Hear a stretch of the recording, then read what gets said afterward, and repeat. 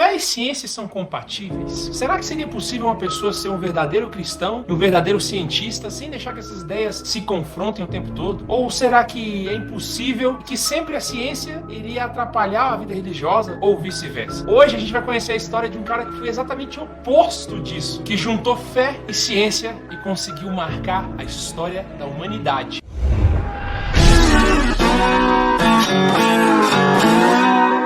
O ano era 1894. A Coca-Cola vendia seu refrigerante pela primeira vez em garrafa. O Papa Leão XIII autorizava a abertura de beatificação de Santa Joana d'Arc. E Santa Teresinha perdia o pai, Luiz Martin. E foi nesse ano, na pequena cidade de Charleroi, na Bélgica, que nasceu Georges Henri Joseph Edouard Lemaitre. Georges era uma criança muito curiosa, fascinada em matemática e física e com um desejo profundo de descobrir a origem das coisas. De onde viemos? Quem nos criou? Como paramos aqui? E mais importante, por que estamos aqui? Essas perguntas enchiam a cabeça de Georges e com 9 anos ele descobriu que suas respostas só estariam em 2 lugares, ou na religião ou na ciência. Ele então decidiu que seria sacerdote. Correu para contar a decisão para o diretor espiritual e o padre que aconselhava ele logo falou: faz uma faculdade primeiro, depois você pensa em entrar no seminário. O diretor espiritual de Georges Lemaitre sabia que abandonar os estudos para entrar numa vida religiosa não era uma decisão muito inteligente. Afinal de contas, Deus precisa dos melhores. E ainda bem que ele sabia disso. Lemaitre se matriculou na Escola Superior Jesuíta do Sagrado Coração em Charleroi e logo se destacou em física, matemática e química. Ele cresceu e com 16 anos teve que se mudar para Bruxelas por causa do trabalho do seu pai. Lá, ele se matricula na escola São Miguel e com pouco tempo de escola, os seus professores já perceberam a sua vocação para a equação, para os cálculos, para os números. Mas Lemaitre queria ser padre e como ele sabia que ia estudar teologia de toda forma no seminário, ele resolve fazer a faculdade de engenharia. Alguns amigos de Georges chegavam a dizer que a vocação religiosa e científica dele caminhavam tão juntas que não era muito difícil você encontrar com ele lendo a Bíblia ou um artigo científico de física no corredor da escola. E foi aí que, em 1911, Georges é admitido na Universidade Católica de Louvain. 3 anos depois, ele obtém o seu diploma em engenharia e rapidinho já começou a trabalhar em algumas minas de extração que ficavam na região. Mas as coisas não seriam tão fáceis na vida de Georges.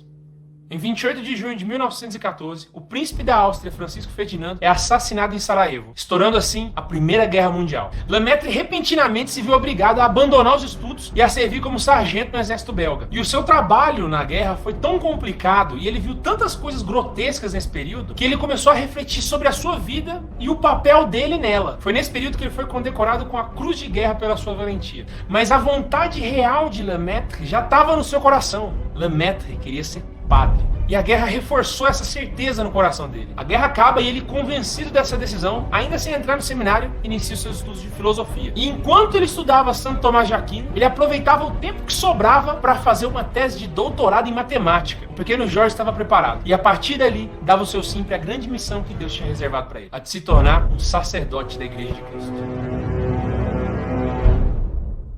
Em outubro de 1920, ele pede admissão no Seminário Maior Arquidiocesano de Malinas, mais conhecido como Maison de Saint-Robault. Embora ele tivesse focado nos estudos teológicos, os seus formadores logo perceberam a sua vocação para a área de exatas e sugerem para que ele aproveite os tempos livres do seminário para continuar estudando matemática. E entre as aulas de cristologia e dogmática, entre as orações do breviário e o ensaio das missas secas, Lemaitre também se aprofundava nos estudos da relatividade geral, através dos livros do físico inglês Arthur Stanley Eddington. Foi então que em 1923, Lemaitre se ordena sacerdote e praticamente no mesmo ano apresenta uma tese sobre a física de Einstein. E você aí morrendo para ler as suas 30 páginas por dia. E essa tese foi tão incrível que o governo belga resolveu pagar os estudos do padre. E a arquidiocese, diante do novo prodígio do padre que sabia matemática, resolveu liberar ele dos trabalhos paroquiais a fim de que ele se dedique exclusivamente para o estudo das exatas. Lemaitre, que não era nada besta, aproveitou a oportunidade e logo foi para Cambridge para trabalhar pessoalmente com seu mentor, o Arthur Eddington. E ao chegar na Inglaterra, Arthur sugere para Lemaitre que comece logo um projeto de um novo doutorado, só que dessa vez sobre o universo. Era hora de dar um passo a mais, sair da matemática, entrar no estudo dos grandes astros, do espaço-tempo e quem sabe até da origem de tudo isso. E em pouco tempo ele encontra algumas soluções para os cálculos de Eddington e as pesquisas avançam tanto que Arthur envia ele para os Estados Unidos para continuar as pesquisas em Harvard.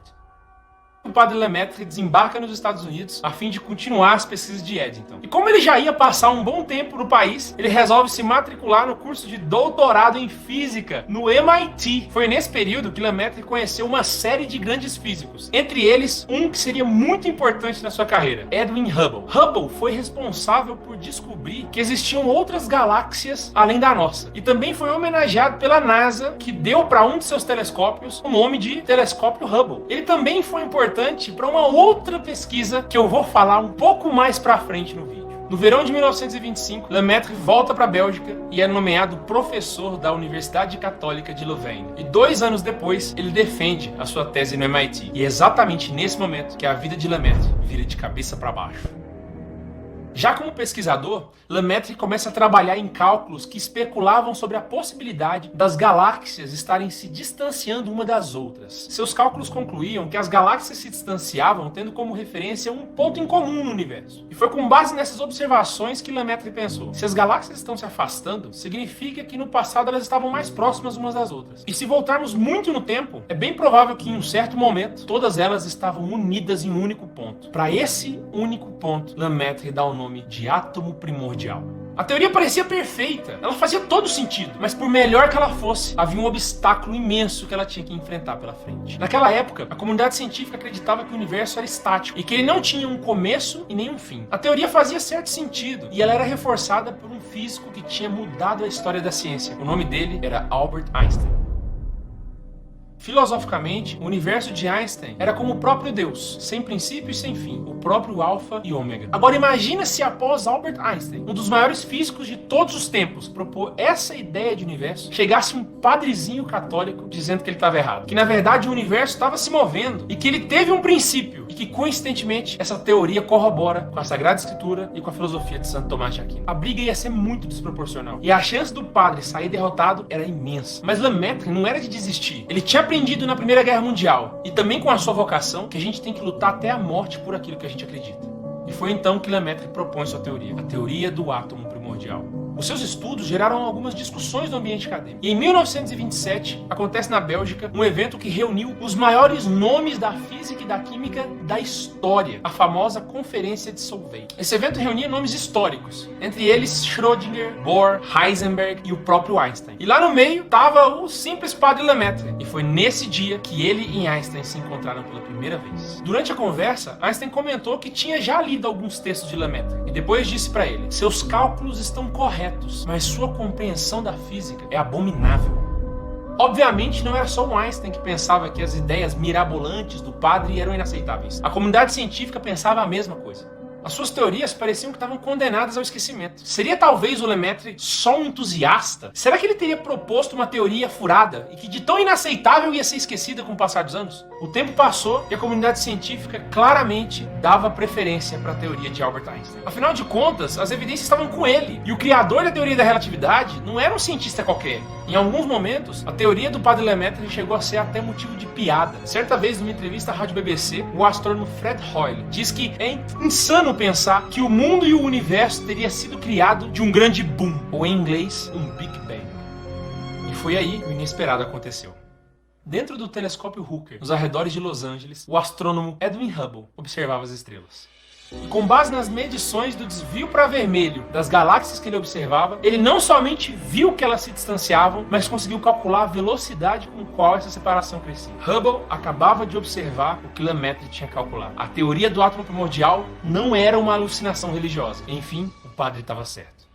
Astrônomos do mundo inteiro, inconformados com o resultado, começaram a fazer pesquisas para entender o que estava acontecendo. Arthur Eddington, junto com outros astrônomos da Real Sociedade Astronômica da Inglaterra, começaram a fazer cálculos para tentar resolver os problemas gerados por essa observação. Mas a observação e os cálculos parece que não batia. E então o mundo começou a abrir os olhos para o padre, que passava dias atrás de livros e cadernos de anotação. O próprio jornal The New York Times chegou a dizer: não há conflito entre religião e ciência. Lemaitre repete sem cessar: seu ponto de vista é interessante e importante não só porque é um padre católico, não só porque é um dos maiores matemáticos e físicos do nosso tempo, mas porque é os dois. Em 1931, Lemaitre publica a teoria do átomo primordial na revista Nature. E assim, a sua teoria ficava gravada para a história. Acabava de nascer ali a teoria do Big Bang.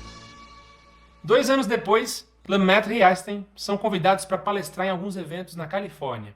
Em uma das palestras do padre, Einstein estava como ouvinte, e no final da sua exposição, Einstein se levantou e disse: "Essa é a explicação mais bela e satisfatória da criação que eu já ouvi na minha vida." Em 28 de outubro de 1936, Lemaitre é nomeado para a Pontifícia Academia de Ciências e se torna assessor pessoal do Papa Pio XII. Diante do fato de que a teoria do átomo primordial concordava com Santo Tomás de Aquino e com a Sagrada Escritura, Papa Pio XII disse o seguinte: "Assim como as características concretas das provas físicas, a ciência conformou a contingência do universo e também é bem fundamentada quanto à época em que o mundo surgiu das mãos do Criador. Por isso, a criação ocorreu. Nós dizemos, portanto, existe um Criador. Portanto, Deus existe." O Papa Pio XII, assim como os outros cientistas, acreditavam que a teoria do Lemaitre corroborava com a ideia de um Deus criador. Porém, enquanto os cientistas torciam o nariz, o Papa Pio XII não conseguia conter a sua alegria. Mas a gente tem que lembrar que Lemaitre não era só um padre, ele era um bom padre. E diante do conflito que essa ideia gerou, ele afirmou: "Os cientistas cristãos têm os mesmos meios de seu colega não crente. Também têm a mesma liberdade de espírito, pelo menos se a ideia que tem das verdades religiosas está à altura de sua formação científica. Sabe que tudo foi feito por Deus, mas também sabe que Deus não substitui suas criaturas. Nunca será possível reduzir Deus a uma mera hipótese científica. Portanto, o cientista cristão avança livremente, confiante que sua pesquisa não pode entrar em conflito com sua fé." Padre Lemaitre, de fato, era um cara diferente.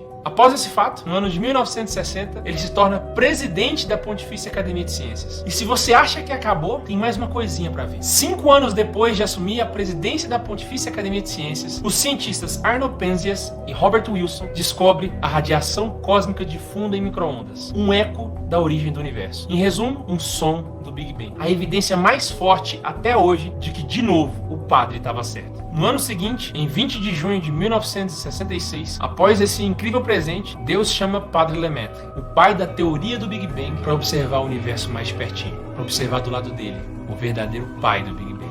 Hoje, a teoria do Big Bang é a principal teoria sobre a origem do universo. Inclusive, é tão popular que chegou a ser nome de série nerd. E ao escrever esse roteiro e ver as fotos do Lemaitre com sua batina, eu só me lembrava de Dom Henrique Soares, que dizia: "Onde a minha batina não pode entrar, eu também não entro." A genialidade de Lemaitre fez com que sua batina fosse vista onde não se esperava encontrá-la. E a batina de Lemaitre mostrava para os homens que tinham entregado a vida para a ciência, que ali tinha um cientista que entregou a sua vida para Cristo.